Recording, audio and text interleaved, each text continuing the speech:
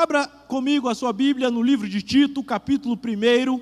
Iremos ler apenas 2 versículos dessa epístola de Paulo a Tito. Vamos ler, meus irmãos. Primeiro e segundo versículo diz assim a Escritura Sagrada: Paulo, servo de Deus e apóstolo de Jesus Cristo, para promover a fé que é dos eleitos de Deus. Vamos repetir esta frase: para promover a fé que é dos eleitos de Deus. E ainda ele diz mais: e o pleno conhecimento da verdade segundo a piedade, na esperança da vida eterna, que o Deus que não pode mentir prometeu antes dos tempos eternos. Amém. Estamos aqui, meus irmãos, na carta ou na epístola de Paulo a Tito. Essa é conhecida uma das cartas pastorais. Na verdade, as cartas pastorais, meus irmãos, nós vemos 1º, 2º Timóteo e Tito, são cartas que foram dadas a uma pessoa que estava responsável por uma igreja, ensinando a como agir frente à igreja de Cristo. Por isso, meus irmãos, a importância dessa carta para os dias de hoje. Como que podemos agir como igreja do Senhor, igreja de Cristo? É importante esta carta. Paulo aqui está ensinando a Tito como ele deve proceder. Agora, quem era Tito? Tito não era judeu. É interessante que Tito era filho de pais gregos, que converteu-se a Cristo possivelmente através do ministério do apóstolo Paulo. Ele era grego. É interessante, na mesma carta, no versículo 5 do capítulo 1, diz que Paulo enviou a Tito a Creta, uma ilha da Grécia, a fim de ali organizar uma comunidade cristã, ou seja, uma igreja. E assim fez Paulo com Tito, este grego convertido, agora um gentio, não era judeu convertido, mas era um gentio convertido já abrindo uma igreja. E é muito interessante nós vermos isso. Quando foi escrita? Vamos fazer algumas perguntas, meus irmãos, para entrarmos nesse texto. Quando que essa carta foi escrita? Entendemos que essa carta foi escrita numa viagem, na quarta viagem missionária do apóstolo Paulo. Foi mais ou menos no ano 62, 64 da nossa era, depois de Cristo. Foi escrita essa carta. Provavelmente essa carta foi escrita também junto com a 1 Timóteo. É uma carta que está muito próximo à carta de 1 Timóteo, por isso que são cartas pastorais. Se nós formos, meus irmãos, ver a história, a 2 Timóteo é justamente a carta que narra a morte do apóstolo Paulo. A morte do apóstolo Paulo possivelmente se deu no ano 67 depois de Cristo, e foi justamente no seu aprisionamento em Roma, no seu segundo aprisionamento em Roma. Tendo esse pano de fundo, nós podemos entender que a carta de Tito foi escrita perto, ou alguns anos próximo à morte do apóstolo Paulo. Justamente, 2 Timóteo, que nós vemos Paulo falando, 2 Timóteo capítulo 4, versículo 7, combati o bom combate, completei a carreira e guardei a fé. 3 grandes verbos do verdadeiro servo do Senhor. Dá para fazer um sermão aqui. Combati, completei e guardei. Não vamos pregar sobre isso, mas aqui dá um sermão, se você gosta de pregar. São indícios deste servo do Senhor Paulo e o que ele fez. Ele combateu, ele completou e ele guardou.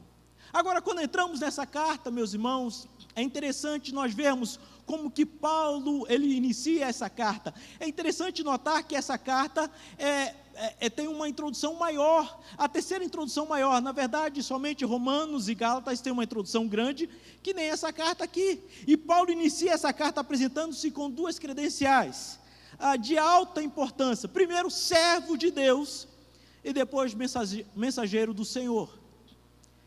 Quando nós olhamos essa expressão servo de Deus, era uma expressão que nós vemos no Antigo Testamento, que os patriarcas, profetas e reis usavam comumente lá no Antigo Testamento. A palavra servo no grego é doulos. Doulos significa escravo. Paulo, ele aqui se considera escravo de Deus. Se nós formos ver na igreja hoje, comumente nós gostamos de chamar o Deus de Senhor. Quantas vezes, Senhor, nós oramos, Senhor? A pergunta é, essa palavra condiz com a atitude de servo que eu tenho? Nós gostamos de falar Senhor, mas será que agimos como servos? Doulos, o que significa? Doulos é aquele que se submete à vontade do outro. Doulos é aquele que se rende à vontade do outro. A pergunta é, você estaria disposto a isso? Se submeter à vontade de outra pessoa, ser escravo de alguém, rendido à vontade do outro? É difícil isso, né? Porque nós vivemos uma era que eu tenho conhecimento e eu quero fazer aquilo que eu quero fazer, eu sou independente. O verdadeiro servo de Cristo, ele nunca é independente. Na verdade, ninguém é independente. Mas o servo de Cristo, ele reconhece a sua dependência do Senhor para fazer o serviço do Senhor, pois ele é escravo do Senhor. Por isso, meus irmãos, aqui o que nós vemos, que Paulo era essa pessoa, ele estava disposto, apesar de quem ele era, dizer, eu sou escravo de Cristo. Paulo, em outras palavras, também dá uma outra designação dele mesmo. Ele diz que não somente ele é servo, escravo de Cristo, ele também é apóstolo de Cristo. Esse dá o sentido, explica por que ele diz que ele é servo de Deus. É servo de Deus para quê? Para proclamar Cristo. Quem é Cristo? É interessante nós vermos esse contexto da carta. Agora, qual é o foco do apóstolo Paulo nessa introdução? Porque Paulo diz que ele é servo e apóstolo de Cristo?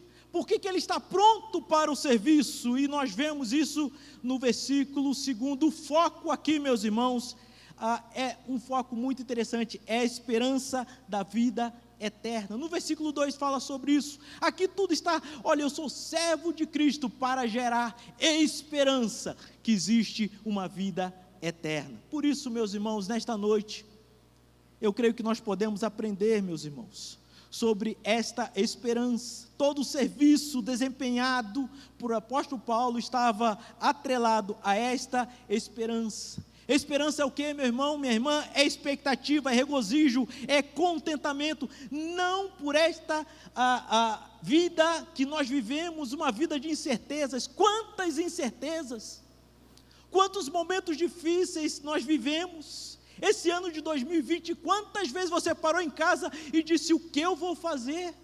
Será que eu saio? Eu tenho que fazer, eu tenho que sair, eu tenho que fazer aquilo. Para onde você deve olhar? A esperança, meus irmãos, do apóstolo Paulo, era uma esperança da vida eterna com Cristo. Amém? Era isso que ele pensava. Muitos estão, meus irmãos, colocando demais a sua esperança naquilo que o homem pode fabricar, e esquece daquilo que Deus já fez e promete conceder aos seus filhos. Nós ficamos olhando, esperando assim, olha, quando a vacina sair, quando isso acontecer, e nós esquecemos, meus irmãos, a nossa esperança está no Senhor, é o nosso Deus. Sem essa esperança, meu irmão, tudo perde o sentido. Por isso que Paulo aqui ele diz, olha, eu tenho uma responsabilidade, porque há uma esperança da vida do Senhor. Essa mensagem eu queria, meus irmãos, trazer para os irmãos para alertar sobre a nossa responsabilidade como servos de Deus. Amém? Para isso, meus irmãos, Paulo utiliza uma palavra muito importante para o seu serviço. Se você olhar comigo, no próprio versículo 1, ele diz assim, olha, Paulo, servo de Deus e apóstolo de Jesus Cristo para, e ele fala assim, promover.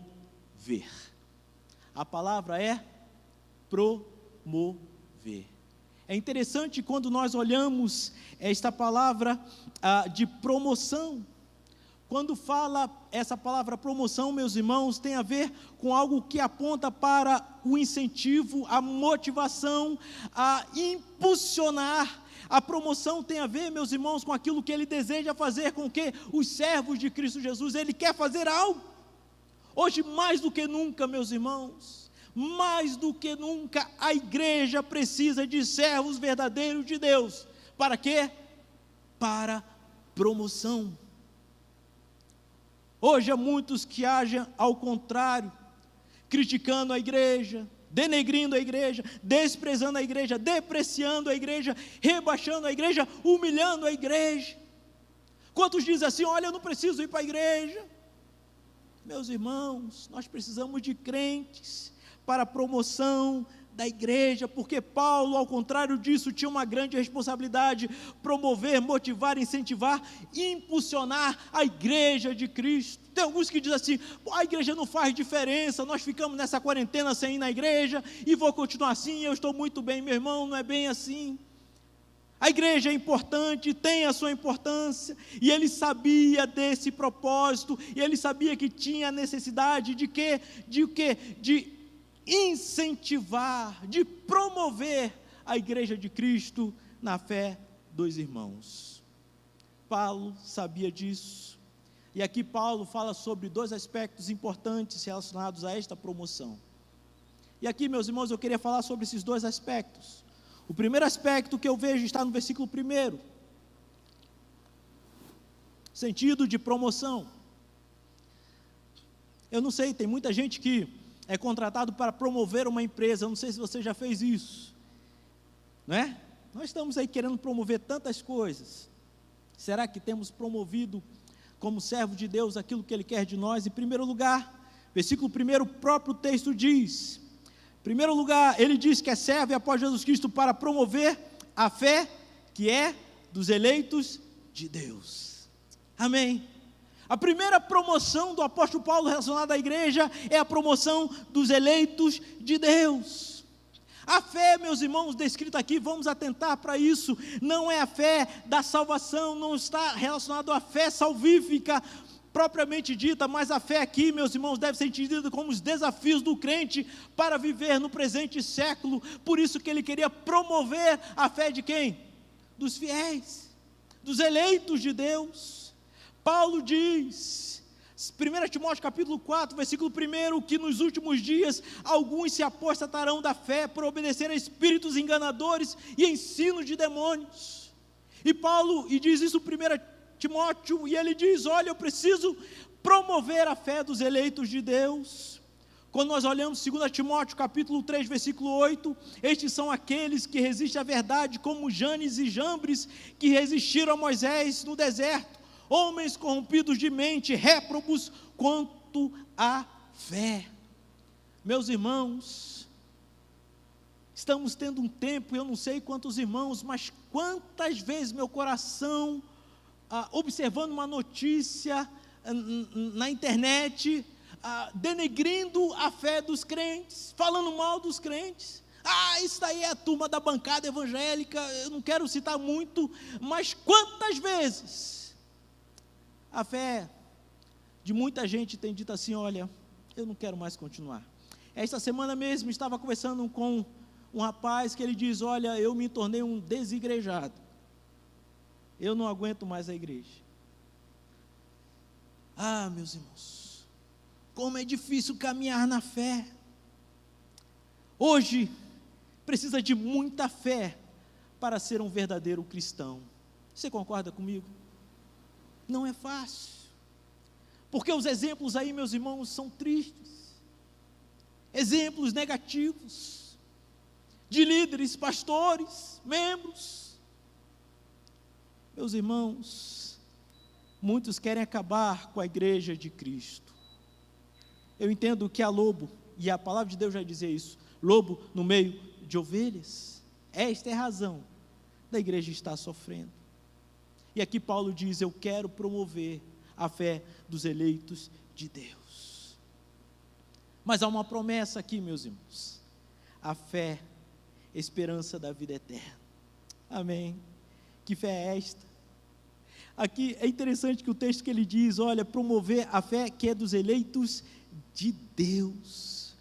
Quando eu olho para Judas, versículo 3, diz que há uma fé que foi entregue aos santos. Amém? Há uma fé exclusiva para os santos. Por isso que eu não estou falando, esse texto não fala, meus irmãos, da salvação em si, mas é do santo que precisa caminhar em fé. E por esta fé que devemos batalhar diligentemente. É o que está lá em Judas capítulo 3, a palavra batalhar, no grego é agonizomai. Agonizomai quer dizer de agonia. Para ser um cristão, meu irmão, sofre. É agonia. Essa batalha, meus irmãos, tem que ser com diligência. É como um atleta que entra numa competição e luta ao extremo, diligentemente, a fim de conseguir a vitória. É isso, meus irmãos, que estamos enfrentando. Apesar do que os outros têm falado da igreja de Cristo, você não pode desistir.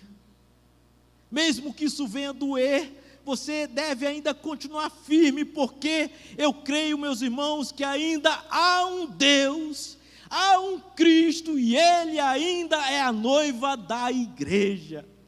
Amém? É nisso que devemos, meus irmãos, nos fortalecer e não ficar olhando demais o que falam da igreja.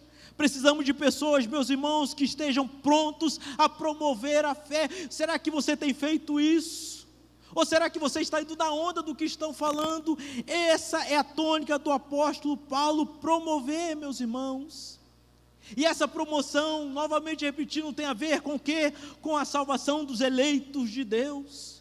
Eu gosto quando do reverendo Hernandes Dias Lopes, ele diz que a eleição está enraizada no solo da graça do Senhor. A eleição, meus irmãos, tem algo que Deus faz com os seus. João 15,16 diz que foi Deus quem nos escolheu e não nós a Ele.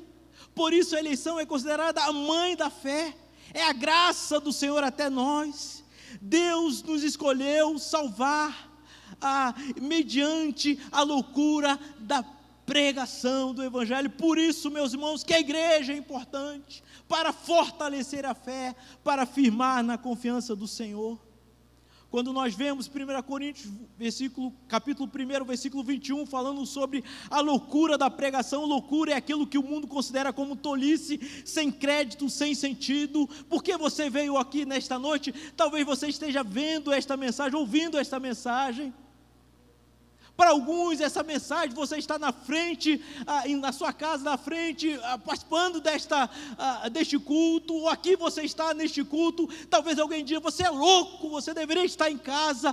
Cuidado, essas pessoas mesmo vão em todos quanto é lugar, vão em outros lugares, vão no banco, mas na igreja não pode, porque acha que é uma loucura. Meus irmãos, esta palavra, loucura da pregação, acontece no meio da igreja. Por isso que a igreja é importante, meus irmãos. É importante que venhamos, meus irmãos, estar na casa do Senhor. E essa graça que é dada aos eleitos, é a graça de provar da bênção da fé. Os eleitos, eles possuem fé. E aí eu olho o Salmo capítulo 34, versículo 8, provai e vede que o Senhor é bom. Bem-aventurado aquele que nele se refugia. Meu irmão, é provar. Só quem pode provar daquilo que você está aqui usufruindo nesta noite é você, como eleito de Deus. O mundo não vai entender isso, mas você vai entender, porque você tem uma experiência com Deus, a experiência da fé que te faz caminhar e te faz prosseguir. Amém? Paulo estava disposto a quê? A justamente motivar, a propagar a fé dos eleitos de Deus. O grande desafio nesta semana é que você faça dessa forma também. Meu irmão, saia daqui como uma fogueira, pegando fogo em tudo quanto é lugar. Pastor, mas a gente não pode pegar na mão. Meu irmão, com a mão fechada vai pegar fogo no outro. Eu só estou dizendo que nós precisamos, meus irmãos, dessa raiz de força no nosso coração, promover a fé dos eleitos de Jesus. Para, meu irmão, de ser criança. A palavra de Deus nos insta para sermos maduros na fé. Vamos promover, não vamos desprezar a casa do Senhor, a igreja do Senhor, porque alguns estão fazendo algumas coisas erradas. Vamos continuar firmes no Evangelho. Amém? Essa é uma grande responsabilidade da igreja. Em segundo lugar, meus irmãos, o apóstolo Paulo fala que ele deseja promover a fé dos eleitos de Deus, mas não somente isso, ele deseja promover o pleno conhecimento da verdade. É o que está no versículo 1. Como ter fé sem conhecimento? Se nós pensarmos aqui, muitas pessoas, nesse período, estudaram em casa, não puderam ter um ensino presencial na escola. Eu digo assim, faculdade, ensino fundamental, médio. Quantas pessoas estudaram em casa? Mas, havendo algumas matérias, alguns professores dizem que este ano foi perdido e que o ensino caiu muito. Nós vamos ver, meus irmãos, o que vai acontecer lá na frente, porque tem alguns que precisam passar de série, mas simplesmente com aquele ensino pela internet ali não foi suficiente. Na sala de aula aprendiam muito mais do que de repente de forma virtual ou ali. Como foi difícil. Vivemos isso dentro das nossas casas, com pessoas que estudam. Agora tem gente que diz assim: olha, a minha fé é suficiente, eu não preciso ir para a igreja, porque eu aprendo aqui dentro de casa sozinho. Meu irmão, você está entendendo? Conhecimento, meus irmãos, é importante. A igreja serve para a edificação dos santos, para o crescimento da fé, e como viver sem ela? Meu irmão, se você não pode vir à igreja, não tem problema não, você pode cultuar em casa. Eu não estou dizendo que você não possa cultuar em casa, mas não pode desprezar, meus irmãos, a congregação dos santos. A palavra de Deus fala sobre isso. Devemos sim aprender, devemos estar juntos. A igreja devemos estar com ela. John Stott, meus irmãos, diz que fé e conhecimento são duas características fundamentais do povo de Deus, pois caminham juntas lado a lado. Como ter fé sem conhecimento? A base para a fé em Cristo Jesus está atrelada ao conhecimento revelado pela Escritura, e esta é uma das finalidades da pregação. Você vai conhecer ao Senhor cada dia mais que você ter contato com a palavra do Senhor, com a pregação do Senhor. Isso é importante. Por isso que nós vemos na palavra de Deus, em Atos capítulo 17, versículo 11, falando sobre os bereanos. Os bereanos eram mais nobres do que os tessalonicenses, pois receberam, e esse receber é levar consigo a mensagem proclamada com grande interesse, examinando quando estavam na igreja, não todos os dias, as Escrituras, para ver se era assim mesmo. Ou seja, eles aprendiam, levavam para casa e conferiam a Escritura. Eles recebiam a palavra, levavam para casa e conferiam. Não é assim que você faz no secular. A criança vai e aprende lá a matéria na escola, vai para casa e estuda. Meus irmãos, nós precisamos de conhecimento de quem é Deus.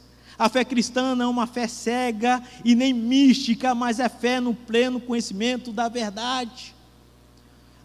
Esta fé nos leva à piedade. Por isso que o texto fala sobre piedade, o pleno conhecimento da verdade, segundo a piedade. Piedade é uma vida santa, meu irmão. Tem pessoas que querem conhecer sem uma vida santa. Diferente da aparente verdade anunciada pelos fariseus, pelos gnósticos, os judaizantes, a verdade de Deus produz uma vida santa. Por isso que o próprio Jesus repreendeu os fariseus. Mateus capítulo 23, versículo 3 diz: fazei e guardai tudo quanto eles vos disserem, porém não os imiteis nas suas obras, porquanto não praticam o que ensinam. Viver e praticar. Jesus repreendeu os fariseus, não pelo que eles falavam, mas por aquilo que eles não praticavam. É importante, meus irmãos, nós atentarmos para isso. Por isso que a verdade de Deus, ela não é endereçada apenas ao intelecto, mas ao coração. Sabe o que isso quer dizer, meus irmãos? Não adianta eu conhecer a palavra de Deus se ela não estiver no coração, se ela estiver somente no intelecto. Não adianta. O apóstolo Paulo fala sobre isso, a língua dos homens, tudo mais. É preciso que isso esteja dentro de nós, meus irmãos. A palavra de Deus é uma verdade transformadora, ou seja, ela informa, mas também transforma. É preciso sermos transformados pela palavra de Deus. A verdade do Evangelho transforma uma vida de impiedade para uma vida de santidade. Tito capítulo 2, versículo 12 fala: deixando a impiedade. Precisamos disso, meus irmãos. Os que andam em santidade são aqueles que nutrem esperança pela vida eterna. Como que você vai ter esperança pela vida eterna se você não está atrelado à palavra? Por isso, meus irmãos, que nós falamos que o foco do apóstolo Paulo era a esperança da vida eterna. É verdade que eu tenho que promover a fé dos eleitos. É verdade que eu tenho que promover o conhecimento. Por quê? Porque há uma esperança. Eu quero que por meio da fé e do conhecimento, a igreja continue tendo esperança no seu coração.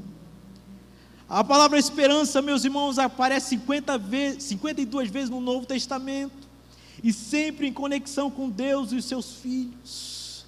O Deus é o autor dessa esperança, porque Ele é o Deus da esperança.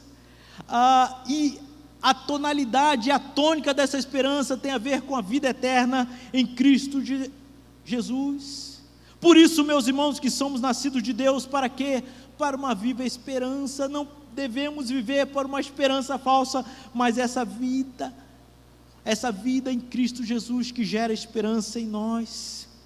Por isso, a verdade evangélica é transcendental e escatológica. Ela está na terra, mas também está no céu. É a esperança que começa aqui, mas não fica somente aqui, ela prossegue para o alvo. Esta verdade, meus irmãos, não é como uma verdade científica, histórica, política, mas uma verdade espiritual que conduz o homem a uma vida santa. Isso é tão verdadeiro na mente do apóstolo Paulo, que ele mesmo afirma que Deus não pode mentir, e esse Deus que não pode mentir prometeu a eterna esperança aos seus filhos antes dos tempos eternos. Versículo 2 fala sobre isso. Ele prometeu esta vida eterna antes dos tempos eternos. Essa expressão antes dos tempos eternos, meus irmãos, é só para reforçar a esperança que o fiel pode ter. Antes de você nascer, acompanhe comigo, houve um projeto de Deus. Amém. Antes de você nascer, meu irmão, minha irmã, havia um projeto de Deus, e nesse projeto estava o seu nome. Amém. Nesse projeto estava o seu nome. Para ilustrar, é como um pai que de repente sonha em ter um filho, e de repente os pais programam, olha, eu vou programar tudo para quando meu filho nascer. E aquele pai, antes que aquela criança venha nascer, ele faz todo o projeto tal que é suficiente para aquela criança, ela amadurecer, poder estudar, poder casar e poder viver uma vida tranquila, com tudo que o pai projetou. Amém? Quem já fez isso aí? Meu filho está nascendo, vamos preparar aqui. É esta a verdade que nós vemos aqui. Mas deixa eu continuar esse raciocínio. Quando de repente esse filho nasce, e ele já tem tudo o que era necessário para a sua vida, de repente ele diz assim: olha, eu tenho tudo o que eu preciso, mas eu gostaria de repente de sair um pouquinho do convívio do meu pai, da dependência dele, eu quero um pouco para longe. E o pai diz: olha, tudo que você precisa tem aqui. Ele diz: não, mas eu quero sair. E esse filho vai e sai. E quando esse filho vai e sai, de repente ele começa a entrar em crise, insegurança, instabilidade, e ele fica sem saber o que fazer. Porém o pai chega e, sabendo da situação do filho, traz de volta. Por causa do amor do pai para com esse filho, traz ele de volta. E ele chega para o filho e diz assim: filho, não se preocupeis, com o dia de amanhã. Você não deve se preocupar, Késia, com o que vestir, Diva, com o que comer. Olhai os lírios do campo, eles não fabricam, e eu visto lírios do campo. Olhai os passarinhos, eles não semeiam, não colhem, porém eu cuido deles. Filho, não se preocupeis com o dia de amanhã. O pai chama aquele filho e diz: olha, basta você estar comigo, filho, basta você estar perto de mim, e todas as coisas vos serão acrescentadas. Você deveria dar um brado de alegria. É isso que você tem, meu irmão, é isso que você tem. Por que que nós não voltamos para o Pai, não atentamos para as verdades, quando nós olhamos lá no Sermão do Monte, o próprio Jesus ensinando, dizendo que não nós devíamos ficar preocupados com nada, porque Ele tem o suficiente para nós? Porque ficamos correndo de um lado para o outro, em vez de buscarmos a esperança da vida eterna? Ele prometeu, meus irmãos, Ele não pode mentir, Ele já planejou, isso foi antes de você nascer. O que compete a você somente é cumprir com as suas responsabilidades de servo. A promoção da fé dos eleitos e o ensino, uma vida em piedade e santidade. Amém. A pergunta é: você está preparado para nesta semana promover a fé dos eleitos? Eu não quero que esta palavra fique somente na sua cabeça, mas que o Espírito Santo venha gerar essa palavra no seu coração. Pense numa pessoa nesta semana, para que você venha promover a fé. Ah, pastor, eu não sei quem. Meu irmão, tem muita gente, só que nós não queremos, nós queremos ficar ali nosso bem bom, já enchemos a barriga na igreja e é o suficiente. Não! Esta é uma semana, meus irmãos, de como servo do Senhor, promovermos esta verdade, de ensinar a verdade, e aqueles que cumprirem fielmente esse compromisso e esta responsabilidade. Mateus 25, 21 diz assim, o próprio Jesus falando: muito bem, servo bom e fiel, foste fiel no pouco, sobre o muito te colocarei, entra no gozo do teu Senhor. Quantos querem ouvir isso do Senhor, meu irmão? Quantos têm essa esperança de ouvir isso do Senhor?